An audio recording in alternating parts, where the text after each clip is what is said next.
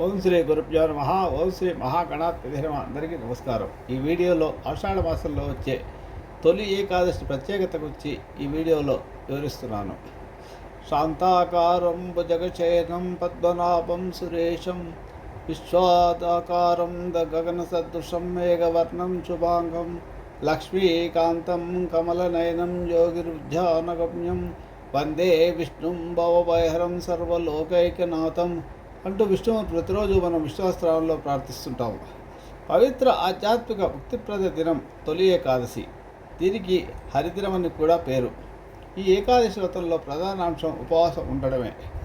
అచంచలమైన భక్తి విశ్వాసాలతో భగవత్ ఆరాధన దైవానుగ్రహాన్ని పొందేందుకు మన పూర్వులు నియమించిన కొన్ని పర్వదినాల్లో ఏకాదశి ఒక ప్రత్యేకమైనది. తొలి ఏకాదశి, ముక్కోటి ఏకాదశి, భీష్మ ఏకాదశి అని జరుపుకోవడం మనకు తెలిసిన విషయమే. దక్షిణాయన ప్రారంభం ముందు కాలంలో వచ్చే ఏకాదశిని ఆషాఢ మాస ఏకాదశిని తొలి ఏకాదశిగా, ఆషాఢ శుద్ధ ఏకాదశిగా జరుపుకుంటాం. దీన్నే శయన ఏకాదశి అని, ప్రథమ ఏకాదశి అని కూడా అంటారు. ఎందుకంటే ఈ రోజు నుంచి శ్రీ మహావిష్ణువు క్షీరాబ్ది యందు నిద్రలోకి వెళ్తాడు కనుక దీన్ని శయన ఏకాదశి. ఇలా ఈ 4 మాసాలు నిద్రలో ఉంటాడు ఆయన, కార్తీక శుద్ధ ద్వాదశి వరకు. నిజానికి ఒక రకంగా పరిశీలిస్తే ఇది ప్రకృతిలో జరిగే మార్పులకు ఉదాహరణగా చెప్పవచ్చు. అంటే పంచభూతాలు, సూర్య చంద్రులు, గ్రహాలు పరస్పరం సంబంధాన్ని, వాటి గమనాన్ని బట్టి సంకేతంగా చెప్పవచ్చు. అయితే మనకు ప్రత్యక్ష దైవమైన సూర్యుడు దక్షిణ వైపు మరలినట్లు ఈరోజు నుంచి దక్షిణాయనం ప్రారంభమవుతుంది కనుక మనం ఇంటి ముందు నిలబడి చూస్తే మనకు దక్షిణ వైపు నుంచి ఉత్తరం నుండి దక్షిణం వైపు ప్రయాణిస్తున్నగా కనిపిస్తాడు సూర్యుడు. అంతేకాక చాతుర్మాస వ్రతం కూడా ఈరోజే ప్రారంభమవుతుంది. ఈరోజు గోపద్మ వ్రతాన్ని కూడా ఆచరిస్తారు. ఈ వ్రతం రోజు మొదలుకొని కార్తీక మాస శుక్లపక్ష ద్వాదశి వరకు, అంటే క్షీరాబ్ది ద్వాదశి వరకు ఈ 4 నెలలు ఈ చాతుర్మాస వ్రతాన్ని ఆచరిస్తారు. ఆచరించాలని కూడా మన పురాణాలు ఘోషిస్తున్నాయి. చాతుర్మాస వ్రత విశేషాలు ఇంకో వీడియోలో పెట్టాను. ఆ లింక్ ఈ కింద వీడియోలో ఇస్తాను, చూడని వారుంటే. అసలు మన పంచాంగం ప్రకారం నెలకు 2 చొప్పున మొత్తం 24 ఏకాదశులు ఒక సంవత్సరంలో వస్తాయి. చాతుర్మాసం ప్రకారం 3 సంవత్సరాలకు ఒకసారి అధిక మాసం వస్తుంది. అలాంటప్పుడు ఈ 26 ఏకాదశులు అవుతాయి మొత్తం. అన్నింటిలోనూ తొలి ఏకాదశి, వైకుంఠ ఏకాదశి ముఖ్యంగా మనం జరుపుకునే పండుగల్లో చాలామంది కూడా ఈ 2 జరుపుకుంటారు. మిగతా ప్రతి నెల వచ్చే ఏకాదశి చాలా తక్కువ మంది మాత్రమే పాటిస్తారు. అయితే ఈ ఏకాదశి విశిష్టత గురించి పద్మపురాణంలో విశేషంగా చెప్పబడింది. త్రిమూర్తులలో శ్రీహరితో ముడిపడిన ఈ ఏకాదశి మహత్యం గురించి అనేక కథలు కూడా మన పురాణాల్లో వివరించడం మనకు తెలిసిన సంగతే. అష్టకష్టాలతో తలమునకలవుతున్న మానవ జాతిని ఉద్ధరించడానికి సాక్షాత్ శ్రీహరే ఈ ఏకాదశి ఏర్పాటు చేశాడనేది ఈ వ్రత నియమనిష్టలతో ఆచరించవలసిన వారు సమస్త బాధల నుంచి విముక్తి పొందగలరని, మరణానంతరం వైకుంఠ ప్రాప్తి కలుగుతుందని పద్మపురాణం పేర్కొంటుంది. ఇక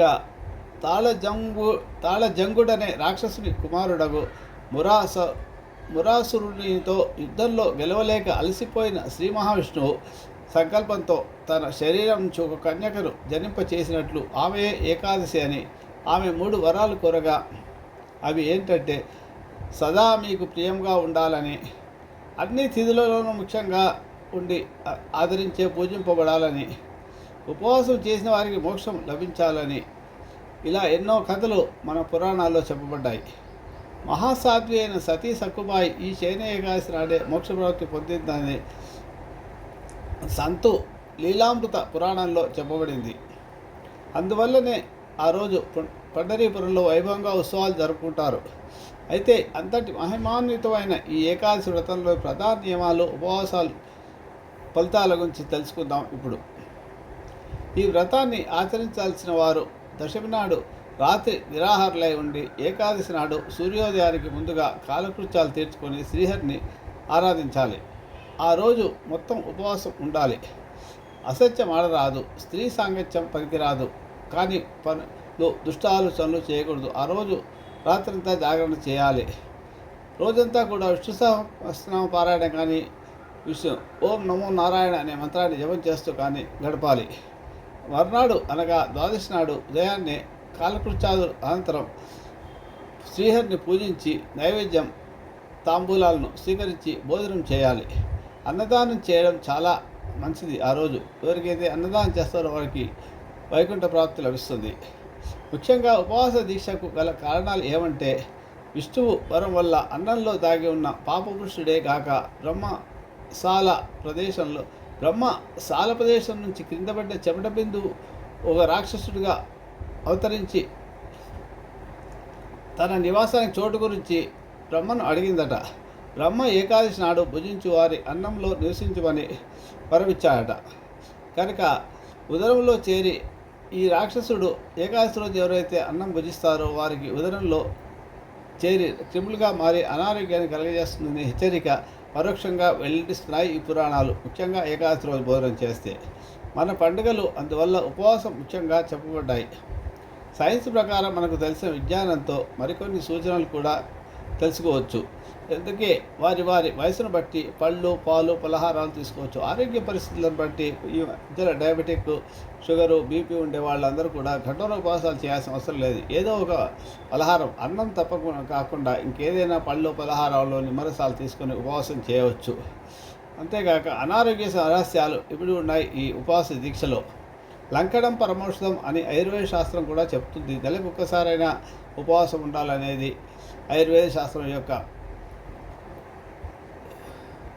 చెప్పబడిన రహస్యం. ఉపవాసం వల్ల జీర్ణకోశములు, శ్వాసకోశములు పరిశుద్ధమవుతాయి. ఇంద్రియ నిగ్రహాన్ని కలిగిస్తాయి. మనస్సుని, శరీరాన్ని పరిశుద్ధం చేస్తాయి. ఈ విధంగా సైన్స్ పరంగా, పౌరాణికంగా కూడా అనేక ఫలితాలను ఇస్తుంది ఈ ఉపవాస దీక్ష. సూర్యచంద్ర గ్రహణములలో భూని దానాలు ఇచ్చినంత, అశ్వమేధ యాగం చేసినంత, 60,000 సంవత్సరాలు తపస్సు చేసినంత పుణ్యం లభిస్తుంది. మన పురాణాలు ఏకాదశి వ్రత మహత్యాన్ని వివరించి చెప్తున్నాయి. ఇవి ఈ తొలి ఏకాదశి, ఆషాఢ శుద్ధ ఏకాదశి విశేషాలు. ప్రతి ఒక్కరు కూడా ఈ ఏకాదశిని పాటించి ఆ రోజంతా కూడా విష్ణు సహస్రనామ పారాయణం చేసుకోవడము, ఓం నమో నారాయణ స్తోత్రాన్ని జపం చేసుకోవడము ఎక్కువసేపు చేయడం వల్ల